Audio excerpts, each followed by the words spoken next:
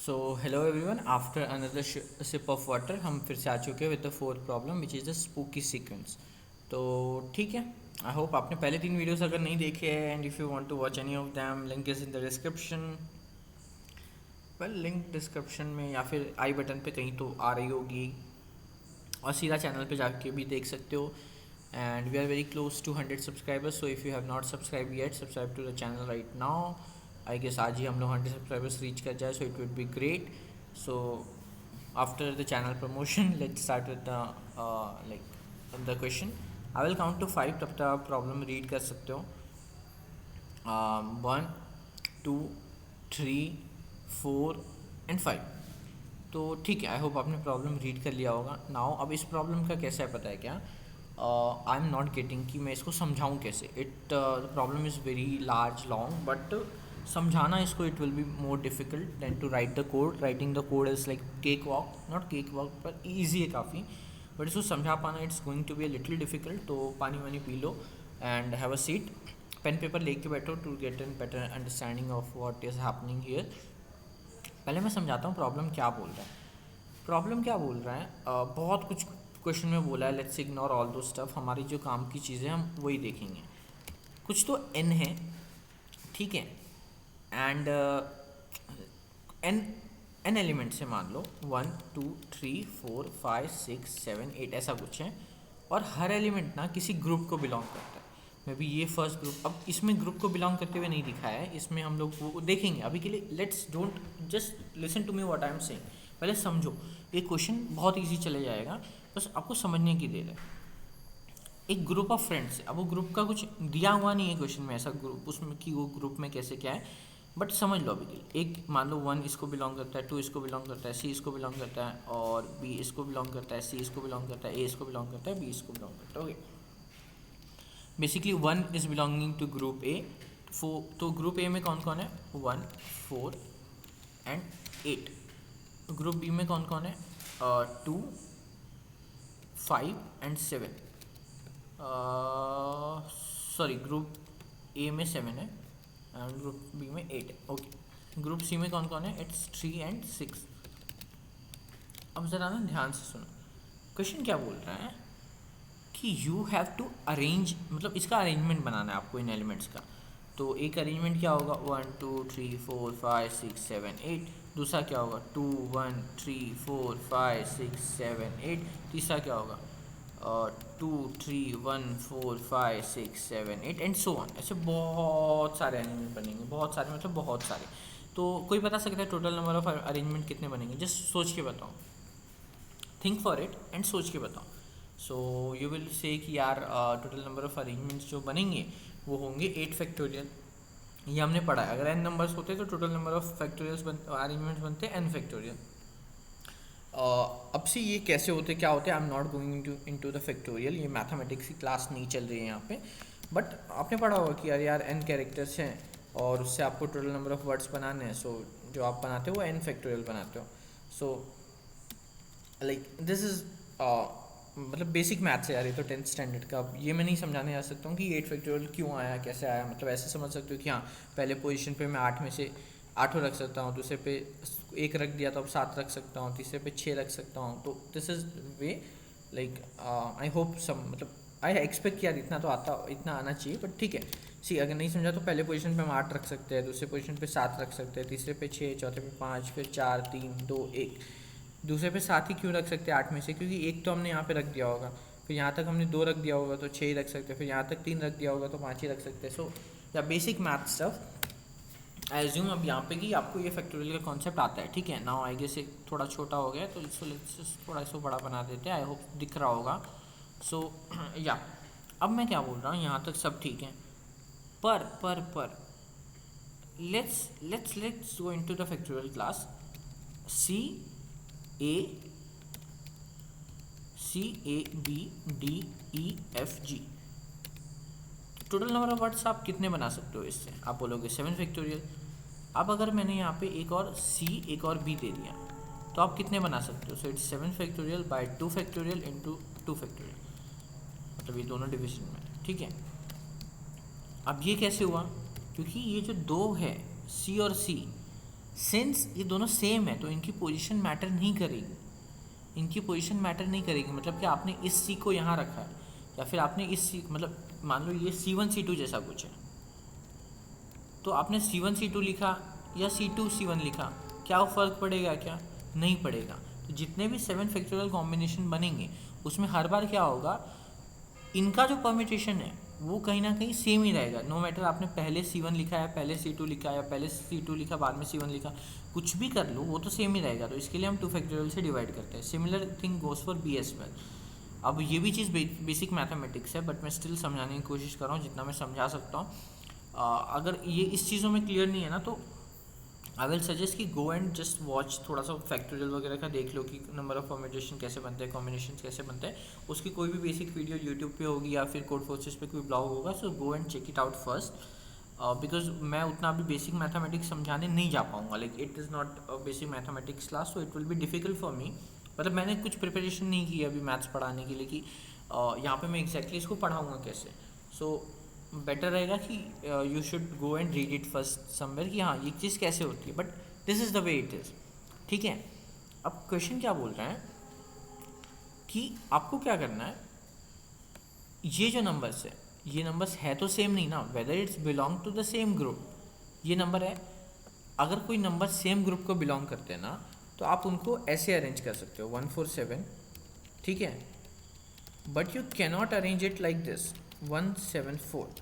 हमेशा ऐसा होना चाहिए कि जो अगला एलिमेंट है उस सीक्वेंस में वो इससे बड़ा ही होना चाहिए या तो इक्वल ही होना चाहिए। मतलब मान लो यहाँ पे 1447 ऐसा होता, तो फिर क्या होता, हम ये बना सकते हैं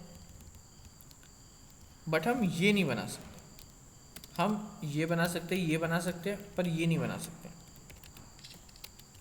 क्योंकि 7 के बाद 4 नहीं चलेगा। ये जो 2 4 है इनको आपस में रीअरेंज कर सकते हैं बट बाद में नहीं चलेगा। ठीक है, अभी इस बात को समझो कि ये पॉसिबल है ये वाला केस, बट ये वाला केस पॉसिबल नहीं है। पर ये सिर्फ किस केस में, जिस केस में वो सेम कंपोनेंट को बिलोंग करते हैं या फिर सेम ग्रुप को, सेम ग्रुप ऑफ फ्रेंड्स को बिलोंग करते हैं, वहाँ पे ये चीज़ करनी है। आपको ये नहीं देखना है कि 2 के बाद 1 आ रहा है कि नहीं, 1 अलग में 2 अलग में। तो जो 2 में है उनको इस तरीके से अरेंज करना है जो मैंने अभी बताया कि हमेशा इंक्रीजिंग ऑर्डर में होना चाहिए, मतलब नॉन डिक्रीजिंग, या फिर ऐसा बोलो कि जो नंबर है अगला एलिमेंट उससे बड़ा या इक्वल ही होना चाहिए। पर ये सिर्फ किसके साथ करना है, जो सेम ग्रुप को बिलोंग करते हैं। जो सेम ग्रुप को बिलोंग नहीं करते उनके लिए कुछ भी करो चलेगा। तो इसके लिए हमने पहले क्या किया, total number of possible ways was 7 factorial, मतलब जितने हैं, यहाँ 8 है तो 8 फैक्टोरियल, बट 8 फैक्टोरियल नीचे लिखा है हमने, बट इसमें से कुछ क्या होंगे सेम ग्रुप को बिलोंग करेंगे, मतलब ए ऐसी चीज़ें रहेंगी, कुछ रहेंगे जो सेम ग्रुप को बिलोंग करेंगे। तो हम क्या करेंगे, जैसे इस केस में देख लेते हैं, it was 147 only, let's take it 1447 में, और एक 4 एक और था जो कि ए में, जो कि ए में फिर से, ठीक है। एंड या सो लेट्स, थोड़ा सा ये अरेंजमेंट ख़राब क्यों दिख रहा है ना, बट या इट्स फाइन। हाँ, सी है, तो एक और 4 था जो ए में था, तो ए कैसा दिख रहा है सी। अब ए में कितने एलिमेंट्स है, 4 फैक्टर 4, तो हम क्या करेंगे 4 फैक्टोरियल से डिवाइड कर देंगे। 3 बी में कितने एलिमेंट्स है 3, तो हम क्या करेंगे 3 फैक्टोरियल से डिवाइड कर देंगे। 2 सी में कितने एलिमेंट्स है 2, तो हम क्या करेंगे 2 फैक्टोरियल से डिवाइड कर देंगे।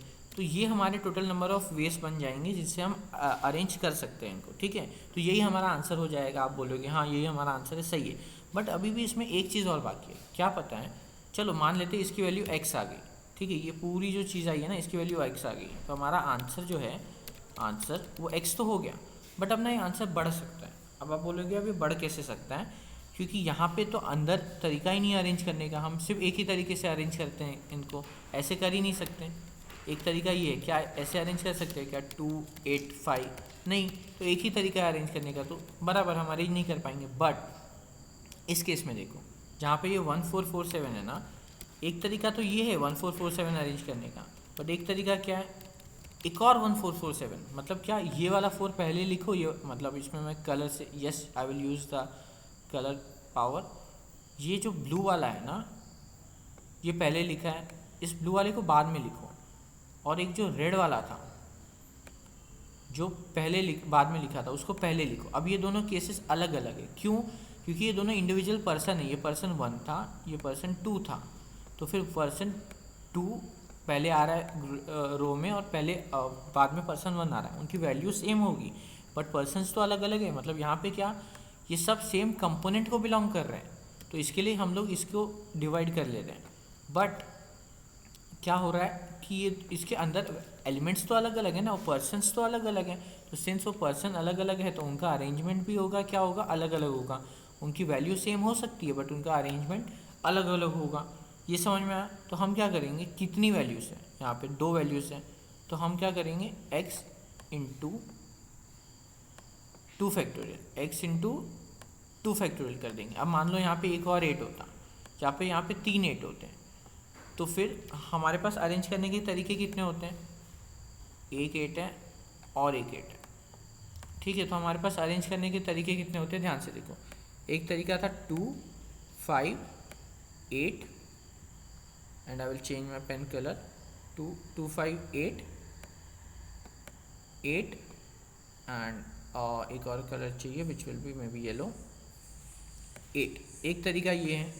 दूसरा तरीका क्या होगा, 2 5, सिर्फ 2 5 का कलर मत देखो, सिर्फ लास्ट 3 का कलर देखो।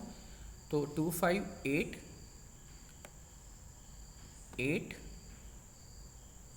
एंड 8, ये दूसरा तरीका। तीसरा तरीका क्या होगा, 2 5, लेट्स राइट डाउन 2 5 2 5 2 5 हर बार लिख देते हैं, not to just make sure कि 2 5 2 5 8, यहाँ पे भी 8 लिख देता हूँ मैं, एंड फिर रेड कलर से यहाँ पे 8, इस केस में यहाँ पे 8, इस केस में यहाँ पे 8 एंड इस केस में यहाँ पे 8। See I am just writing the number of ways, वो समझ जाएगा अभी। 8 8 आई गेस 8 8, फिर से let's come back to blue one. So don't see the color of 2 and 5, just see the color of 8. तो red, blue, yellow, yellow, red, blue, blue, red, yellow, ऐसे total जो 6 है ना वो अलग है। आप ध्यान से देखो तो जो 6 है ना वो 6 के 6 अलग है। It means when there were 3 elements, how many ways were there to arrange them, it was 3 factorial, right. तो इसका मतलब क्या, टोटल हम अरेंज कर पा रहे थे, टोटल n फ्रेंड्स को हम अरेंज कर पा रहे थे 8 फैक्टोरियल में।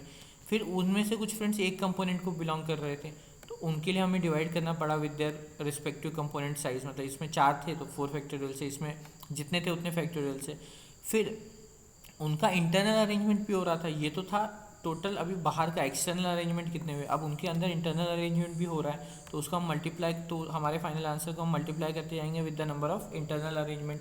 तो इंटरनल अरेंजमेंट कैसे निकाला हमने, जो भी फ्रीक्वेंसी आ रही थी एलिमेंट्स का उनके साथ मल्टीप्लाई करते गए। जैसे मान लो यहाँ पे एक और 2 होता, तो टोटल नंबर ऑफ वेज कितने होते, 3 factorial into 2 factorial which will B 12। तो हमारा आंसर फाइनल 12 से मल्टीप्लाई हो जाता। ये समझ में आया मैंने पूरा क्या कहानी कैसे बताई। सबसे पहले क्या, इसको see this is not a permutation class, this is not a factorial class. तो यहाँ पे कैसा है कि समझो कि अगर 8 है तो 8 factorial. If you are not understanding, ऐसा समझ लो it is a black box, it is a method. ये एक मेथड है, ये एक रूल है। आपको 8 उसको अरेंज करना था, आपको 8 फैक्टोरियल से डिवाइड करना रहता है, सॉरी मल्टीप्लाई करना रहता है। अब अगर उसमें से 4 एक जैसे दिखते हैं, मतलब चारों एक कंपोनेंट को बिलोंग करते हैं, तो you need to divide it by 4 factorial. फिर ऐसे ही जितने जिस कंपोनेंट को बिलोंग करते हैं ना उनके साइजेस से डिवाइड करते जाओ। This is what it is. But इसके बाद क्या, जो हमने डिवाइड कर दिया क्योंकि वो एक कंपोनेंट में थे तो हम बोल रहे हैं वो एक जैसे दिख रहे हैं, बट अंदर में जो उनके असली लोग हैं वो तो अलग है। तो उनको अरेंज करने के कितने तरीके होंगे, तरीका एक ही होगा हमेशा, non decreasing. But non decreasing होते हुए भी हम लोग को मल्टीपल वेज हो सकते हैं। कैसे, अगर एक एलिमेंट 2 या 2 से ज़्यादा बार रिपीट हो रहा है तो वो कितने बार रिपीट हो रहा है वो कैसे निकालेंगे, तो उसकी फ्रीक्वेंसी काउंट करो और उतने फैक्टोरियल से मल्टीप्लाई कर दो, तो उतने नंबर ऑफ इंटरनल परम्यूटेशन हो जाएंगे। तो आई होप समझ में आया होगा ये क्वेश्चन में पूरा क्या बोला। You can take the screenshot, ऐसे कुछ ज़्यादा अच्छा लिखा नहीं है यहाँ पे, बट स्टिल आई होप समझ में आया होगा मैं क्या समझाने की कोशिश कर रहा हूँ। बिकॉज कोड लिखना it's again not very difficult. मैं बहुत बार बोलता हूँ कोड कोई भी लिख सकता है। It's all about the thought process कि हमारा एक्सप्लेनेशन क्या है, कैसे। अब तक हमने क्वेश्चन नहीं स्टार्ट किया, अब तक हमने कुछ चीज़ें हमने देखी है कि हाँ ये चीज़ें कैसे होती हैं। ठीक है, हमने देखा कि नंबर ऑफ़ वेज कैसे बनाते हैं, फिर हमने देखा अगर उसमें सेम ग्रुप को बिलोंग करे तो उसको डिवाइड हटाते कैसे हैं, उसके बाद हमने देखा उस ग्रुप में भी इंटरनल परम्यूटेशन कैसे होता है। ये 3 चीज़ें हमने देख ली। Now we will to move to our actual question. Question क्या बोल रहा है, n फ्रेंड्स हैं और उनका कुछ पेयर है, मतलब क्या n फ्रेंड्स है 1 2 3 4 5, ठीक है। सो लेट्स मेक, एक फ्रेंड है 1, एक फ्रेंड है 2, एक फ्रेंड है 3, एक फ्रेंड है 4 और एक फ्रेंड है 5, 5 फ्रेंड्स हैं। अब ना ये फ्रेंड्स जो है ना ये किसी तरीके से एक पेयर में अरेंज हैं। तो 1 का पेयर 2 के साथ है, 2 का पेयर 3 के साथ है, 3 का पेयर 4 के साथ है एंड 4 का पेयर फिर से 2 के साथ है एंड 3 का पेयर 1 के साथ है। तो ये जो पेयर्स बने ना, अब हम ये भी बोल सकते हैं अगर 1 2 से फ्रेंड है, 2 4 से फ्रेंड है, तो हम बोल सकते हैं कि 1 और 4 भी फ्रेंड है। Basically it does not need कि उनके बीच में एज होना चाहिए, जस्ट ये होना चाहिए कि वो सेम कंपोनेंट को बिलोंग करते हैं। अब इस सेम कंपोनेंट क्या होता है कि जब हमने किसी भी पॉइंट से स्टार्ट किया, मतलब हमने 1 से स्टार्ट किया, तो हम कौन से नोड्स को रीच कर सकते हैं, वो सारे नोड सेम कंपोनेंट में होंगे एज ऑफ 1। 5 है क्या 1 से सेम कंपोनेंट में? नहीं, क्योंकि 5 को हम रीच नहीं कर सकते। सिमिलरली 2 से चालू करो, you can reach all other points. तो this is called as component. Component मतलब क्या कि उस कंपोनेंट के किसी भी पॉइंट, एक पॉइंट से चालू करो और वहाँ से जिस पॉइंट पे रीच कर सकते हो ना, वो सारे उस पर्टिकुलर कंपोनेंट को बिलोंग करते हैं। सो ये कंपोनेंट हो गया।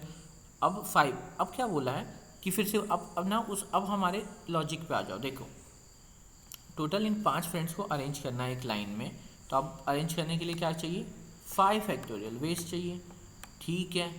पर जो ये वाले लोग हैं ना, इनको अलग से अरेंज करना है। ये एक ही कंपोनेंट को बिलोंग करते हैं ना, तो इनको अलग से अरेंज करना है। इनके लिए ऐसा मत करो कि कैसे भी अरेंज कर दो, इनका अरेंजमेंट एक अलग तरीके से, कैसे तरीके से, फिक्स ऑर्डर में, कि हम लोग को पहले 1 फिर 2 फिर 3 फिर 4 ऐसे ही चाहिए।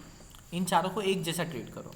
तो अब जब इन चारों को एक जैसा ट्रीट करना था, तो यहाँ पे टोटल नंबर ऑफ इस कंपोनेंट का साइज़ कितना है 4, तो हम क्या करेंगे 4 फैक्टोरियल से डिवाइड कर देंगे इनटू इस कंपोनेंट का साइज़ कितना है 1, तो इसको भी क्या कर देंगे 1 फैक्टोरियल से डिवाइड कर देंगे, ठीक है। अब इसके अंदर इंटरनल परम्यूटेशन हो सकते हैं, तो क्या कोई इंटरनल परम्यूटेशन होगा यहाँ पे? नहीं, क्योंकि फिर 1 की फ्रीक्वेंसी कितनी है 1, तो कुछ भी नहीं। 2 की सबकी फ्रीक्वेंसी 1 1 ही है, तो हमारा फाइनल आंसर भी 1 फैक्टोरियल से ही मल्टीप्लाई होगा, दैट इज किसी चीज़ से भी मल्टीप्लाई नहीं होगा। तो हमारा फाइनल आंसर हो गया 5 factorial by 4 factorial which is 5।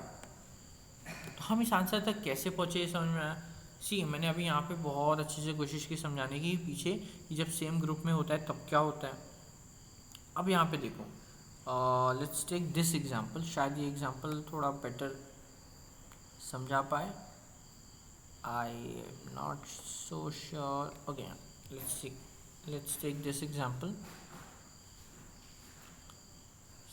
So example क्या बोल रहा है कि 5 फ्रेंड्स हैं। सो 1 2 3 4 एंड 5, हमेशा 5 ही फ्रेंड्स क्यों होते हैं पता नहीं, बट ठीक है। जिसमें से 2 फ्रेंड्स 2 और 3 लिंक है और 4 और 5 लिंक है, 2 और 3 लिंक है, 4 और 5 लिंक है। अब मुझे बताओ, तो सबसे पहले वेज कितने हो जाएंगे 5 फैक्टोरियल। अब 2 और 3 लिंक है, तो क्या हमें उनको एक जैसा ट्रीट करना है? हाँ, उनका हम अलग से परम्यूटेशन नहीं निकाल सकते कि 2 और 3 को कैसे भी अरेंज कर देंगे, वैसा नहीं चलेगा। तो 2 फैक्टोरियल से डिवाइड कर दो, वो दोनों सेम ही है। 4 और 5 को कैसे भी अरेंज कर सकते हैं, ऐसा कुछ है क्या? नहीं, वो दोनों सेम ही है, तो उसको भी हमें क्या करना पड़ेगा 2 फैक्टोरियल से डिवाइड करना पड़ेगा। फिर 1 सेम है क्या? 1 तो बेचारा अकेला ही है, तो उसको 1 फैक्टोरियल से डिवाइड कर दो। अब 2 और 3 आपस में कोई इंटरनल परम्यूटेशन बना रहे क्या? नहीं। 4 और 5, अच्छा ओके ओके ओके। अब यहाँ पे एक और चीज़ दी है कि ये जो वैल्यूज़ है ना वो है एक्चुअली, ओके माय बैड, हर एक के लिए वैल्यू दी है। 1 जो है ना उसके लिए एक वैल्यू दी है which is 6। Just a second, मैं थोड़ा पानी पी लेता हूँ।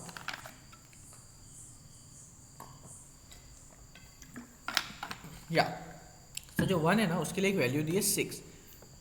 3 जो है ना, 2 जो है ना उसके लिए वैल्यू है 4। 3 जो है ना उसके लिए भी वैल्यू है 4। फिर 5 और फिर 3 और 1, फिर इस 4 के लिए वैल्यू है 3 और 5 के लिए वैल्यू है 1। तो अभी जो मैंने बोला था ना कि इस परम्यूटेशन में बन रहा है क्या, तो परम्यूटेशन किसका बनाना है?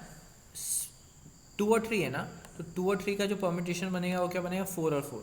ये 4 2 वाला है, ये 4 3 वाला है। तो मैं क्या ऐसा कर सकता हूँ कि फिर से 4 और 4 लिख दूँ, और ये परम्यूटेशन ये 3 वाला है और ये 2 वाला है। तो टोटल नंबर ऑफ वेज कितने हो जाएंगे इसको अरेंज करने के लिए, इस कंपोनेंट को 2 फैक्टोरियल। 2 तरीके, तो मैं इसको क्या करूँगा 2 फैक्टोरियल से मल्टीप्लाई कर दूँगा, ठीक है। अब इसमें देखो मैं 4 और 5 वाले को लिख रहा हूँ ऐसे 3 और 1, ठीक है, क्या ये अलाउड है? नहीं। क्यों? क्योंकि हमेशा ये इंक्रीजिंग ऑर्डर होना चाहिए।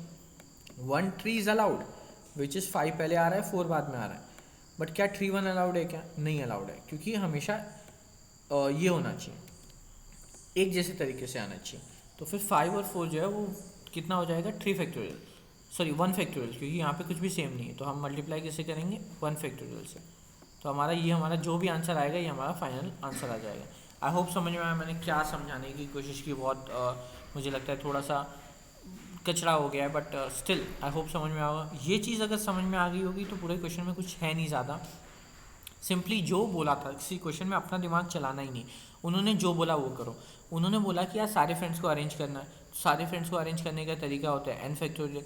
उन्होंने बोला जो ग्रुप वाले फ्रेंड्स हैं ना उनको अलग तरीके से अरेंज करना है। उनको कैसे अरेंज करना है कि अगर वो फ्रेंड्स हैं ना तो हमेशा इंक्रीजिंग ऑर्डर में अरेंज करना है। अच्छा, उनको अलग से अरेंज करना है तो एक काम करो, पहले उतने एलिमेंट्स जो है उनको डिवाइड कर दो कि हाँ वो उन कंपोनेंट्स को एक जैसा ट्रीट करना है, उनको एक अलग से ट्रीटमेंट देनी है। तो वो सब एक जैसे हैं, उनको हम लोग इनसे डिवाइड कर देते हैं। ये सेम ग्रुप को बिलोंग करते तो उन ग्रुप्स को, ग्रुप के साइजेस को डिवाइड कर देते हैं, उनके फैक्टोरियल को। फिर क्या करो, उनके अंदर हो सकता है कुछ इंटरनल परम्यूटेशन आए। इंटरनल परम्यूटेशन क्यों आएंगी? जब एक फिक्स वे है ना कि इंक्रीजिंग है, तो इंटरनल परम्यूटेशन आनी क्यों चाहिए? क्योंकि एक ग्रुप में ऐसा हो सकता है कि दो फ्रेंड्स के पास सेम वैल्यू हो। दो फ्रेंड्स के पास वो सेम वैल्यू क्या दी है एग्जैक्टली इन्होंने, मुझे याद तो नहीं आ रहा, बट लेट्स सी वो एरे ऑफ आई क्या बोला है उन्होंने, वो क्या एग्जैक्टली, स्ट्रेंथ, ओके स्ट्रेंथ बोला है। तो उन दो फ्रेंड्स के पास सेम स्ट्रेंथ हो सकती है। तो फिर अगर सेम स्ट्रेंथ हो सकती है तो फिर वो उनका परम्यूटेशन भी अलग बन सकता है, 2 3 और 3 2, टोटल 2 फैक्टोरियल कॉम्बिनेशन बन सकते हैं। तो फिर हम लोग को जितने उसके इंटरनल परम्यूटेशन बन रहे हैं उनसे मल्टीप्लाई भी करना पड़ेगा। ये क्या है? Total permutation. ये क्या है? जो कंपोनेंट्स ऑफ परम्यूटेशन है उनको डिवाइड किया। फिर ये क्या है? कंपोनेंट्स के अंदर का इंटरनल परम्यूटेशन। तो ये पूरा फाइनल हमारा क्या हो गया? आंसर। ठीक है, तो आई होप समझ में आया होगा ये कैसे क्या मैंने बोला। I hope so. नहीं समझा तो you can ask in the comments.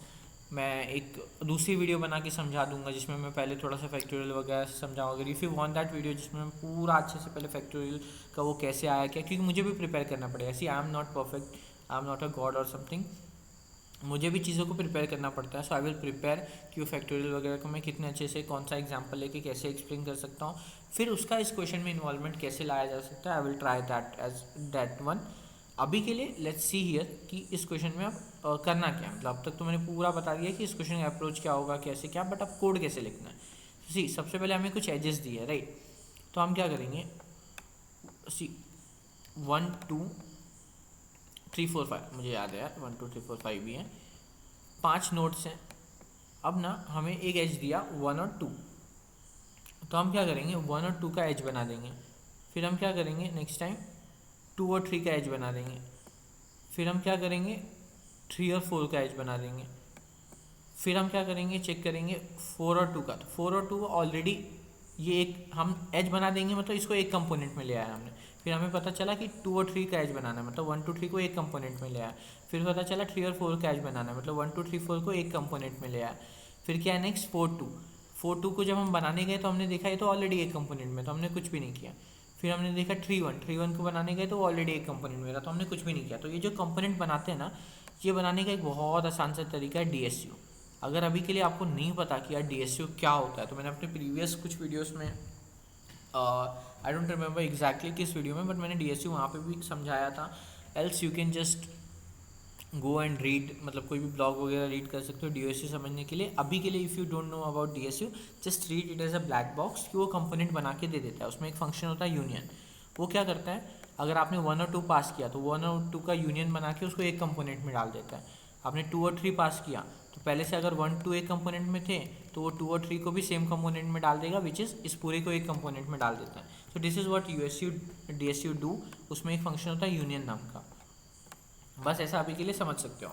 तो यूनियन करते गए हम लोग को। अब जब हमने यूनियन किया तो हम लोग को उसमें से कंपोनेंट का साइज़ भी हम निकाल सकते, तो हमें पता चलेगा कि हाँ इस कंपोनेंट का साइज़ है, इस कंपोनेंट का साइज़ है 4, इस कंपोनेंट का साइज़ है 1। तो सबसे पहले हम क्या करेंगे 4 factorial, sorry answer total 5 factorial निकाल लेंगे। अब फैक्टोरियल कैसे निकालते हैं प्रोग्रामिंग में, इट इज़ क्वाइट सिंपल।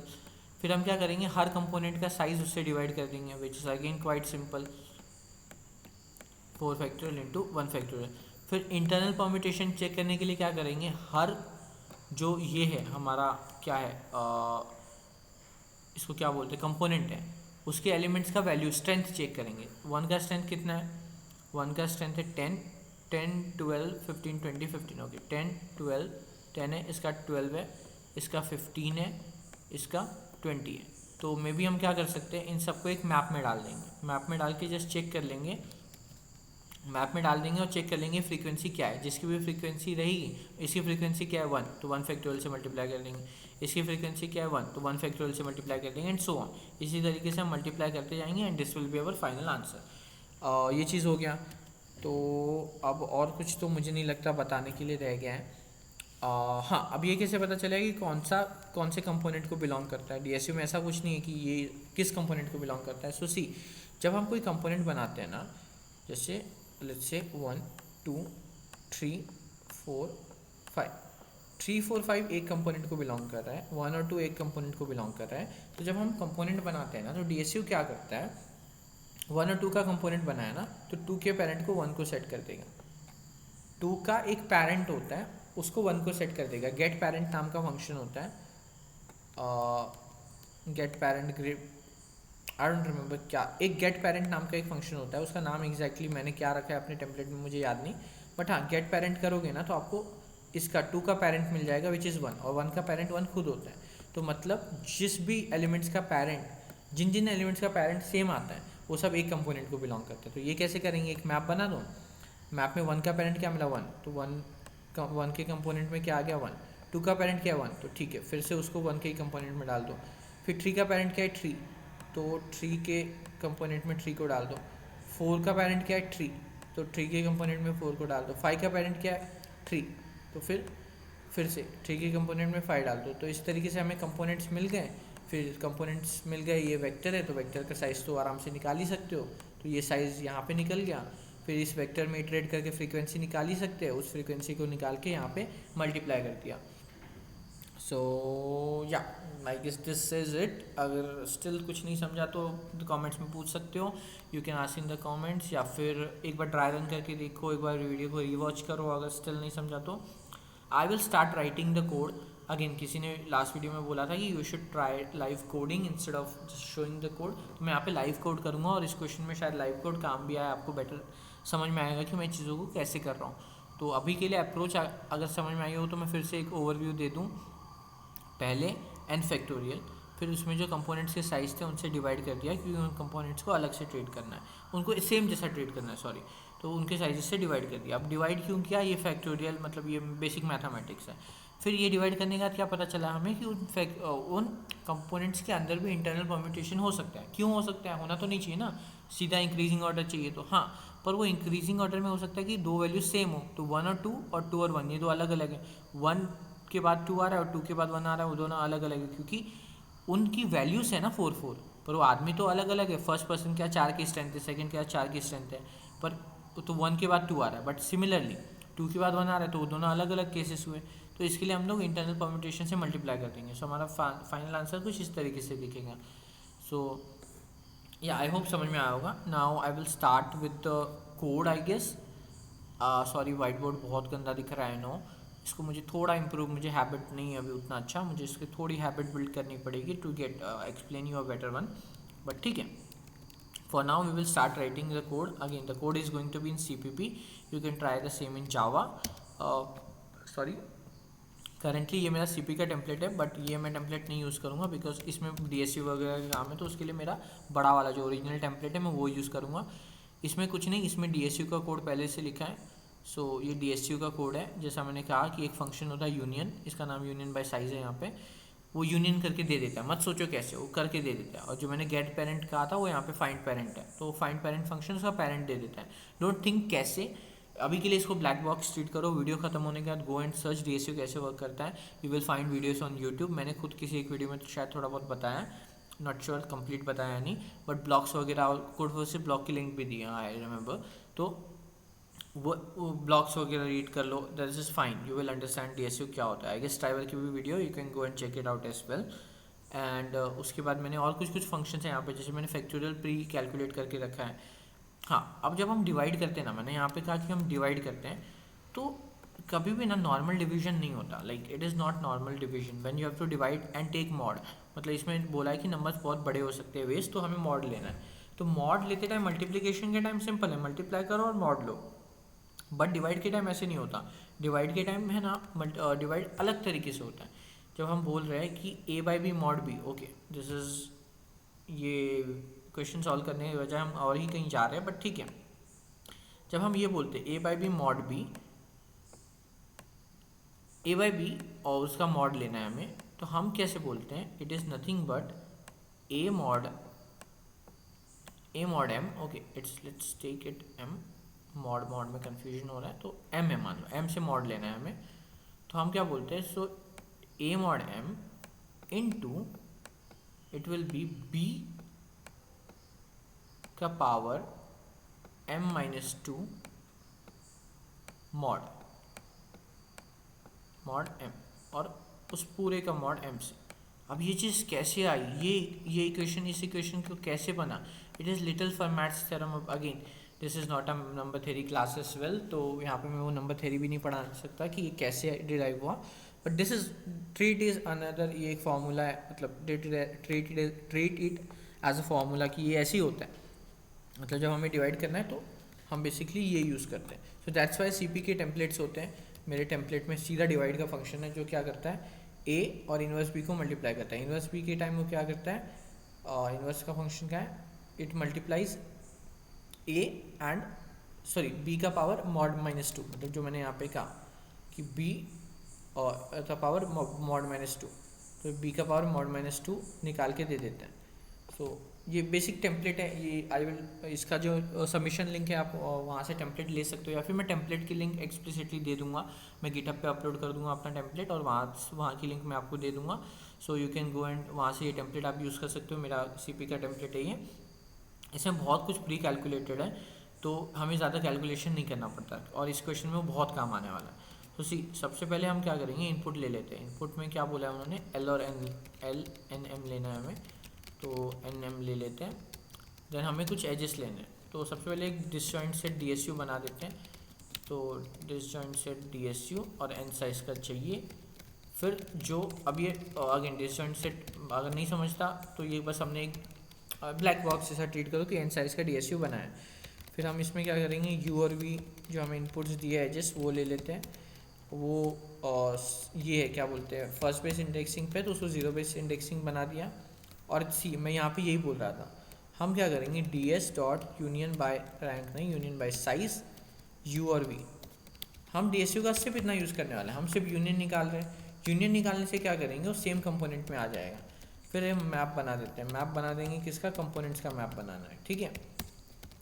अब जो कंपोनेंट्स का मैप है, तो हम फिर से जाएंगे 0 से n तक में आई प्लस प्लस। अब मैंने कहा था कंपोनेंट्स का मैप होगा, उसमें कौन से नोड से वो स्टोर करने, तो हमें एक वेक्टर चाहिए, तो map of L comma vector डाल दिया हमने। अब हम क्या करेंगे, कंपोनेंट ऑफ, अभी आई मतलब आई जो नोड है वो कौन से कंपोनेंट को बिलोंग करता है, वो कैसे निकालेंगे, D S dot find parent. मैंने कहा ना, वो उसका जो पेरेंट है वो मान लेते हैं कि कंपोनेंट का लीड है, तो वही कंपोनेंट है। D S dot find parent I dot push back I, मतलब मैंने कुछ नहीं किया, मैंने क्या चेक किया कि उसका पेरेंट कौन सा है, और उस पेरेंट के कंपोनेंट में हमने उस एलिमेंट को डाल दिया। अगर वो खुद पेरेंट है तो उसी के कंपोनेंट में उसको डाल दिया। तो इस तरीके से बेसिकली हमें ये मिल जाएगा जो मैंने यहाँ पे बताया था कि कहाँ गया वो, ये कि 1 के कंपोनेंट में 1 और 2 था, 2 का पेरेंट 1 था, 1 का पेरेंट 1 था, तो जिसके पेरेंट में हमने उन कंपोनेंट्स की वैल्यू को डाल दिया। अब इससे हमें कंपोनेंट्स मिल जाएंगे, ठीक है। अब हम कंपोनेंट्स में अच्छा, अब हमारा आंसर जो था वो क्या था, it was factorial of n, right, n factorial हमारा आंसर था। अब यहाँ पे मैंने आंसर बेसिकली प्री कैलकुलेट नहीं किया है अभी, तो लेट्स डू दैट। मतलब मुझे प्री फैक्टोरियल एक फंक्शन है, उसको कॉल करना पड़ता है just to precalculate the factorial, तो वो मैंने स्टार्टिंग में कॉल कर दिया प्री फैक्टोरियल फंक्शन। अगेन ये मेरा टेम्पलेट है, if you want to do it तो आपको फैक्टोरियल ऑफ n पूरा स्क्रैच से कैलकुलेट करना पड़ेगा, which I won't suggest you to do in a competitive programming contest, simply use the template. तो हमें आंसर निकाल दिया। फिर हमें क्या करना था, हमें बेसिकली कंपोनेंट्स में जाने थे एंड हर कंपोनेंट का साइज़ लेना है। तो कंपोनेंट इज द वेक्टर और उसका साइज इज या so let's say okay let's component को एक अलग बना देते हैं, पूरा वेक्टर ले लेते हैं क्योंकि उसमें इटरेट करना है, और बाद में एक साइज ले लेते हैं which is C dot size, right. अब हमें क्या करना है, answer equal to divide, answer को डिवाइड करना है किससे, फैक्टोरियल ऑफ साइज से। मैंने कहा कि उस कंपोनेंट का जो साइज है उससे डिवाइड करना पड़ेगा। अब तक हम ये एक्सटर्नल परम्यूटेशन देख रहे हैं, अब इंटरनल परम्यूटेशन के लिए क्या करना पड़ेगा हमें सबसे पहले तो एक मैप चाहिए जिसमें हम उसकी फ्रीक्वेंसी रख रहे हैं, LL, जिसमें हम फ्रीक्वेंसी रखने वाले हैं। अब हम क्या करेंगे, फॉर ऑटो आई, अब हम क्या करेंगे, इन कंपोनेंट्स के अंदर ट्रेवर्स करेंगे, 1 और 2 है ना, तो इसके अंदर ट्रेवर्स करते हैं। अच्छा, अब हमें ना एक्चुअली इन कंपोनेंट्स की वैल्यू नहीं चाहिए, हमें इनकी स्ट्रेंथ चाहिए, मतलब वो कौन सा पर्सन है वो थोड़ी जानना है हमें। हमने क्या देखा कि वो पर्सन से हमें मतलब नहीं है, हमें मतलब किस चीज़ से था, उस पर्सन की स्ट्रेंथ का क्या है, आई डोंट नो कहाँ गया वो, हाँ वो पर्सन कौन है उससे मतलब नहीं, हमें उनकी स्ट्रेंथ से मतलब था, राइट। तो instead of pushing the node, हम क्या करेंगे, नोड ना पुश करके वो स्ट्रेंथ पुश कर देंगे। अच्छा, हमने स्ट्रेंथ इनपुट ली ही नहीं है, तो let's take the strength input as well. Okay, so strength को भी इनपुट ले लेते हैं and let's take the strength. See हमने क्या किया, डिसजॉइंट सेट बनाया, डिसजॉइंट सेट बनाना बहुत सिंपल होता है, बस यूनियन करते गए, फिर हमने स्ट्रेंथ को इनपुट लिया। अब हमने वो किस कंपोनेंट, उन कंपोनेंट्स का एक मैप बना दिया कि इस कंपोनेंट में कौन कौन बिलोंग करता है, कौन कौन बिलोंग करता है वो कैसे समझ में आता है, उनका पेरेंट सेम होता है, तो हमने पेरेंट फाइंड किया और उस पेरेंट के लिए एक पूरा वेक्टर बना दिया। हमारा आंसर फैक्टोरियल ऑफ n से स्टार्ट हुआ एज यूजुअल। अब हमें क्या करना है, हर कंपोनेंट के साइड से उसको डिवाइड करना है, तो हम इटरेट मारते गए हमारे कंपोनेंट्स वाले वेक्टर में, और जो भी उसका वेक्टर था मैप में, सॉरी, और उसका जो भी उसके कंपोनेंट्स की साइज़ थी, वेक्टर की साइज़ थी, उससे डिवाइड कर दिया। अब हमें क्या करना है, उसके इंटरनल परम्यूटेशन निकालना है, तो इंटरनल परम्यूटेशन निकालने के लिए हमें क्या करना पड़ेगा, उसका जो कंपोनेंट्स है हमें चेक करना पड़ेगा, frequency of J plus plus, यहाँ पे मैं आई ना लिख के J लिखता हूँ बिकॉज आई ऊपर यूज़ किया हमने। तो हम यहाँ पे क्या कर रहे हैं, हम मेक श्योर कर रहे हैं कि उसके अंदर की जो कंपोनेंट के अंदर जो एलिमेंट्स हैं उनकी फ्रीक्वेंसी क्या है। तो फ्रीक्वेंसी निकालने के लिए हम लोगों ने एक मैप बनाया और उससे फ्रीक्वेंसी निकाल ली। फिर फ्रीक्वेंसी निकालने के बाद हमने क्या किया, हमने स्टार्ट किया, फ्रीक्वेंसी निकाल लिया। फ्रीक्वेंसी निकालने के बाद मल्टीप्लाई करना पड़ेगा, तो ऑटो J, अब हम फ्रीक्वेंसी वाले मैप में इटरेट करेंगे और हम क्या बोलेंगे, answer equal to multiply answer factorial of J। मतलब क्या, मान लो कि इस की फ्रीक्वेंसी कितनी थी 2, तो यहाँ पे बेसिकली हम 2 फैक्टोरियल से, तो यहाँ पे व्हाट हैपन, यहाँ पे हम 2 फैक्टोरियल से मल्टीप्लाई कर रहे हैं। यहाँ पे फ्रीक्वेंसी कितनी थी, इसकी 1 और इसकी भी 1, तो 1 फैक्टोरियल और 1 फैक्टोरियल से मल्टीप्लाई करने वाले हैं। सो यही था, एंड लास्ट में we are using c out answer and या, and let's try to run this. Compilation error है क्या, कुछ हो सकता है, कुछ एरर है, it is completely possible and healthy. Okay, कुछ नहीं, बहुत एरर्स दिख रहे हैं। disjoint set is not defined, disjoint DSU equal to new disjoint. Okay, I don't need to use the new word, I can simply write it like this. Still there is some error, which is factorial of J, answer equal to multiply factorial of J. Okay, J is actually, जब हम ये map है, तो since ये map है तो हम लोग को मैप में क्या करना पड़ता है, J डॉट सेकेंड से हम लोग फ्रीक्वेंसी को एक्सेस करते हैं। J dot first is the, okay, and now let's try to run this. So it's 5 and 60, so yeah, I hope 5 and 60 is the right answer. Yeah, let's try submitting this. सो हो सकता है अभी भी कहीं किसी case पे गलत आ जाए, कुछ हो जाए, इट इज़ कम्प्लीटली पॉसिबल। हालांकि मैंने अभी 2 घंटे पहले कोड किया है, so it should not happen कि कहीं पे रॉन्ग आए, बट स्टिल लेट्स सी, या it is giving a current answer. अब ये चीज़ है ना, this is something what defines competitive programming. You will see कि हमारा एक जो, हमने बहुत सारी चीज़ें ना ब्लैक बॉक्स में रखी है, मतलब बहुत सारी, डिसजॉइंट सेट क्या है नहीं सोचना है। मैं कोड लिखते टाइम मैंने देखा क्या डिसजॉइंट सेट क्या है कैसे नहीं, मुझे पता है कि यूनियन फंक्शन मैंने उसको यूज़ किया, मुझे पता है पेरेंट फाइंड करता है, मैंने उसको यूज़ किया। मैंने ये नहीं देखा मैं फैक्टोरियल कैसे कैलकुलेट कर रहा हूँ, क्या कर रहा हूँ। So you need to make sure, जब आप सीपी कर रहे हो ना, समझने के लिए चीज़ें समझना पड़ेगा आपको। First, you need to understand what is happening behind the black box. But once you have understood, don't just write from scratch every time. Use a template. मेरे टेम्पलेट की लिंक गिटअप की डिस्क्रिप्शन में है, go and check it out. Go and use a template, don't write the entire code, and make sure कि आप उतना ही चीज़ें कॉन्टेस्ट के टाइम समझ रहे हो जो ज़रूरत है. You are not actually understanding everything. Segment tree कैसे वर्क करता है, you don't need to understand. मेरे टेम्पलेट में कोड है सेगमेंट्री का, जस्ट यूज़ दैट कि सेगमेंट्री है, जितने चेंजेस करने बस उतना समझना है. हमें ये बाकी पूरा नहीं समझने आना है कि उसका कोड हमें स्क्रैच से नहीं लिखना है, समझना है. बट उसका ऐसा नहीं होना चाहिए कि हर बार हम कोड लिख रहे हैं. We don't have to write code from scratch, we just have to use those thing. So या this was some a tip about competitive programming. या this is it. This was the fourth problem and today's last problem. I hope समझ में आया होगा. If yes comments में लिखो, if no तो भी कॉमेंट्स में लिखो. Subscribe the channel if you haven't, and I will see you in the next one.